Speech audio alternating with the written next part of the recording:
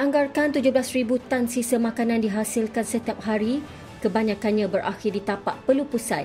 Pembaziran ini bukan sahaja merugikan sumber berharga, malah menyumbang kepada peningkatan pelepasan gas rumah hijau dan perubahan iklim.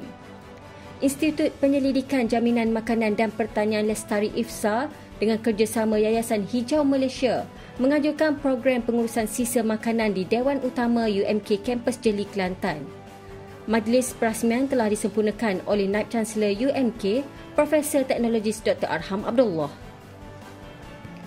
Universiti Malaysia Kelantan UMK tersenarai Universiti Pilihan Majikan 2025 oleh Indeks Kebolehkerjaan Siswazah Nasional Indeks GE Talent Bank 2025 penarafan 6 bintang.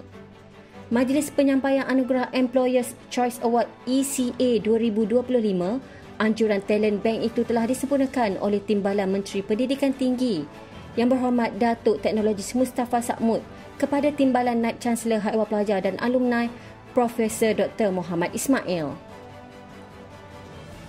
Penarafan sebagai Employers Choice of University itu berdasarkan kepada 4 penawaran program menjadi pilihan industri yang ditawarkan, iaitu program hospitality, pelancongan, logistik dan pengajian bahasa. Lebih 3,000 tetamu meriahkan majlis sambutan Hari Raya Aidilfitri Universiti Malaysia Kelantan UMK bertemakan Raya Cara Kita Satu Hati Satu Jiwa bertempat di Dewan Tuanku Chancellor UMK Bacok Kelantan. Majlis turut diserikan dengan kehadiran pengerusi Lembaga Pengarah Universiti LPU, Universiti Malaysia Kelantan, Profesor Datuk Dr. Hassan Basri Awam Makdahan, manakala tetamu kenamaan antara yang hadir adalah Ketua Polis Kelantan, Datuk Muhammad Yusof Mamat, Ahli Lembaga Pengarah Universiti, Wakil Pemimpin Tempatan, rakan-rakan industri, Wakil Alumni UMK, rakan-rakan media dan barisan Majlis Perwakilan Pelajar UMK serta wakil masyarakat. Sementara itu, UMK turut menerima sumbangan daripada agensi dan rakan-rakan industri kepada pelajar UMK yang terpilih dalam menerima bantuan baku raya, antaranya sumbangan daripada Maybank sebanyak RM500,000, sumbangan daripada Yayasan Pembangunan Ekonomi Islam Malaysia dan oleh Wakil Negeri Kelantan sebanyak RM10,000. Pengarah UMK Holding Sinar Berhad menyampaikan sumbangan berjumlah RM4,000, manakala Telekom Malaysia Berhad menyumbang sebanyak RM22,500 serta daripada Bank Islam Malaysia Berhad bernilai RM50,000. Sambutan Hari Raya Aidilfitri Raya Cara Kita Satu Hati Satu Jiwa telah diadakan di UMK Kampus Jeli Kelantan.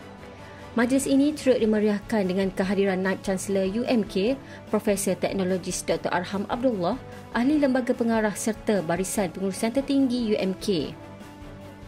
Pada majlis ini, UMK turut menerima sumbangan berjumlah RM15,000 daripada RHB Bank yang disampaikan oleh Wakil RHB, Encik Muhammad Rafidi Idris.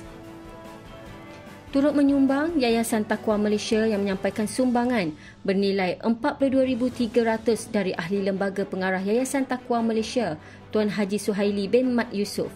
Sumbangan ini mencerminkan semangat kerjasama strategik antara industri dan institusi pendidikan, malah menjadi bukti bahawa sinergi sebegini mampu membawa manfaat besar kepada pembangunan akademik, kebajikan pelajar serta kecemerlangan universiti secara keseluruhan. Universiti Malaysia Kelantan UMK diumum sebagai penerima Anugerah Inovasi Lembaga Kenaf Tembakau Negara LKTN 2025 sempena Majlis Apresiasi LKTN 2025 yang berlangsung di Hotel Renai, Kota Baru, Kelantan.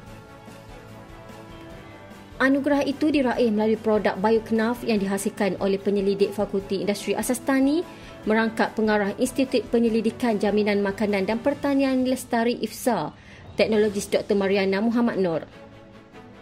Majlis penyampaian anugerah telah disempurnakan oleh Menteri Komoditi dan Perladangan Datuk Seri Johari Abdul Ghani dan diiringi oleh pengarah LKTN Datuk Haji Wan Abdul Rahim Wan Abdullah kepada Teknologis Dr. Mariana dan Ketua Pegawai Eksekutif Syarikat Aura Biocare Sdn Berhad, Encik Muhammad Bukhari Cik Harun.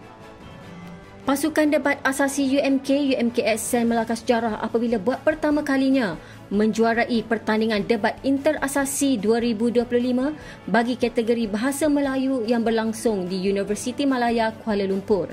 Pasukan debat asasi UMK berjaya membawa pulang hadiah berupa wang tunai sebanyak RM2,500, piala iringan dan sijil.